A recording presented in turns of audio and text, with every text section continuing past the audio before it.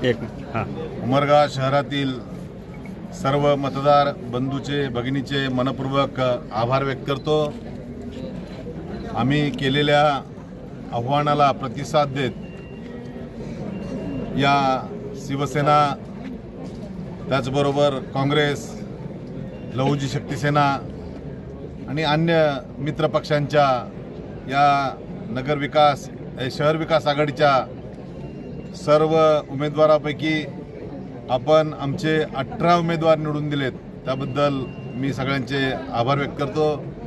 या शहराच्या विकासाचा अजेंडा जो आम्ही आधी सांगितला मतदानाच्या आधी, एक सुशिक्षित आणि सुसंस्कारित उमेदवार आपण निवडून द्या, या शहराचा विकास करू, हे आम्ही तुम्हाला आश्वासित केलं आहे। आणि किरण भैयांच्या माध्यमातून आम्ही या शहराचा चांगल्या पद्धतीनं विकास भविष्यकाळात करू।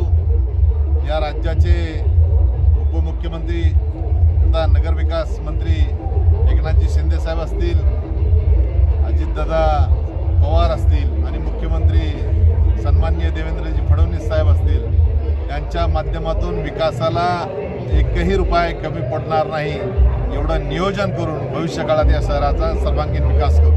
धन्यवाद।